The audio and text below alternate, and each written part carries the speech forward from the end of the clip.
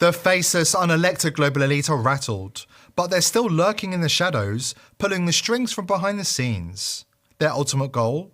To take down President-elect Donald Trump before his inauguration on January the 20th. Caught wind of their plan, and an insider from the World Economic Forum accede, or will they silence him first? Before we dive in, join the People's Voice Locals community if you haven't already, and sign up to become a member of the world's first ever cyber nation that truly believes in life, liberty and the pursuit of your dreams.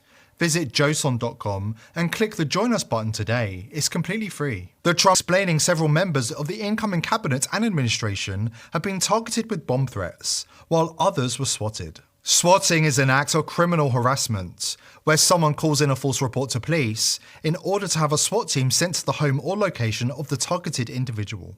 These situations can obviously be dangerous, as the target is unsuspecting of armed police arriving at their door. Of course, Trump himself has already survived 2 failed assassination attempts by radical leftists hell-bent on taking him out. The entire Trump administration.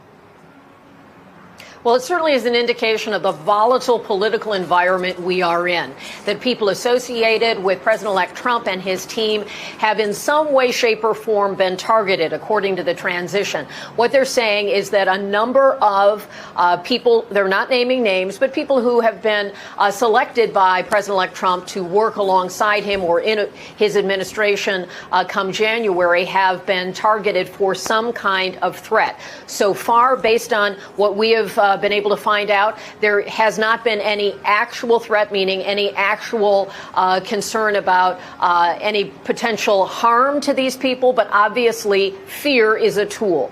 So federal investigators will be responding to this. Local law enforcement would be responding to this.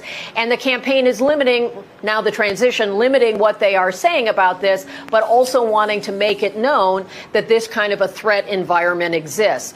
Obviously, this comes in a long political season where former President Trump was the subject of 2 attempts on his life. And now we see that after the election and with his coming administration, people attached to him are the subject of potential doxing or attacks being ascribed to their home or their residence or their office, that kind of thing. We don't have the particulars yet because the Trump transition is not giving the specifics. That, of course, is in part for their safety as well as an investigation underway. We have seen this kind of hoax activity in the past, and law enforcement has been able to work through its understanding of computer systems and so forth and all of their investigative tools to identify suspects in unrelated cases. And certainly there will be plenty of work to do. Vladimir Putin, these threats come all the way from the top. This week, the Russian president delivered a surprising warning to Trump, cautioning him about a direct and imminent threat to his life. Putin is known for communicating through decisive action rather than words. That's why this message carries undeniable weight. President Trump, a smart and experienced person, will come up with a solution, especially given that he has gone through quite an ordeal of fighting to reclaim the Oval Office. Well, probably just like me, you are amazed not by the fact that absolutely uncivilized means had been used against Trump, all the way up to assassination attempts, numerous assassination attempts. And I think he's not safe even now. The history of the United States has known many cases, but I think President Trump is a smart person and a cautious one, I hope. But what amazed me most, that in fighting him, not only Trump was subjected to humiliating court procedures, accusations and so on, but his family was attacked as well. His children was attacked. Gangsters don't do this in Russia. When criminal gangs fight, they don't touch children and women. It's men who fight among themselves. But those guys stooped as low as that. I think this is so... This looks so bad that it only reconfirms how low the political system of the United States has fallen. What does Putin know that we don't? According to a source within the WEF, a bounty has been placed on Trump's head. The global elite are reportedly determined to neutralize him before Inauguration Day in January. With pillsforever.com, all of their FDA-approved medicines are the cheapest you'll find anywhere.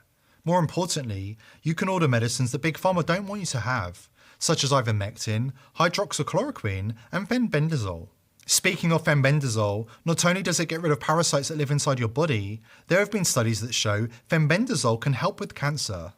Listen to this testimony of Joe Tippins, a cancer survivor. Go home, call hospice, and say his goodbyes. The doctors were unanimous. He was going to die of small cell lung cancer. Once that kind of cancer goes that far afield, the odds of survival are less than 1%, and the median life expectancy is 3 months. Tippin says he got a tip, not from a pharmacist, but a veterinarian. And in his desperation, he turned from people medicine to dog medicine.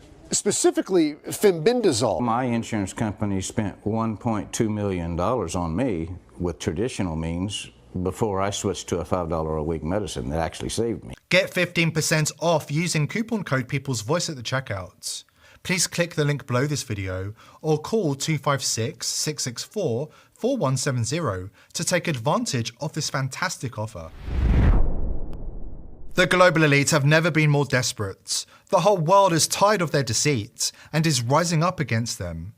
Several 100,000 people have been taken to the streets to kick the globalist elite out of their country this month. The mainstream media will not show you this.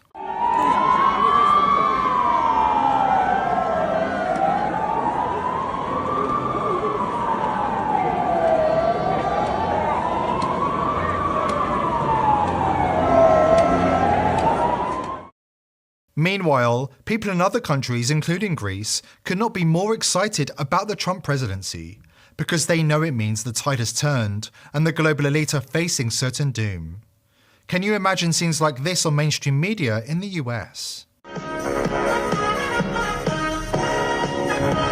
себя 40 мов.